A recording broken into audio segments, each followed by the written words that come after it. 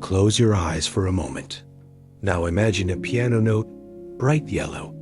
A door slams, deep red. A human voice, rippling in soft blue.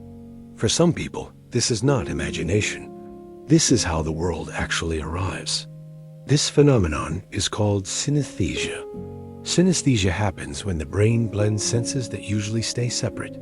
Sound triggers color, letters have taste. Numbers carry personality.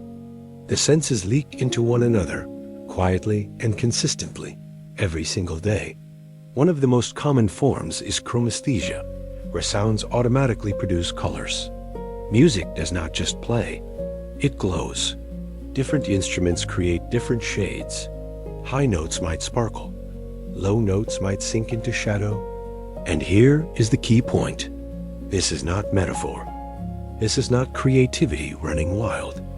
Brain scans show that when a synesthete hears sound, the visual color areas of the brain activate too. The wiring is real. Scientists believe synesthesia forms early in childhood, when the brain is still deciding which neural connections to keep and which to prune away. In synesthetes, some of those connections remain. The result is a brain that talks across sensory borders. About 2 to 4% of people experience some form of synesthesia. Many never realize it is unusual. They assume everyone sees music or tastes words, until one day they mention it out loud and the room goes quiet. Synesthesia is not a disorder. It does not need treatment. In fact, it often comes with advantages. Many synesthetes have unusually strong memory. Colors attached to words or numbers make information easier to recall. Some musicians use their color perceptions to recognize wrong notes instantly. Some artists and composers build entire creative systems around these inner sensations. But synesthesia is not always spectacular.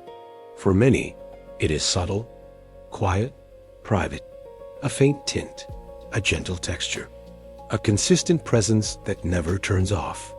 What this reveals is something deeper about all of us. Your senses feel separate because your brain enforces boundaries. But those boundaries are a choice, not a rule. In some minds, the walls are thinner, and when they are, reality becomes layered instead of divided.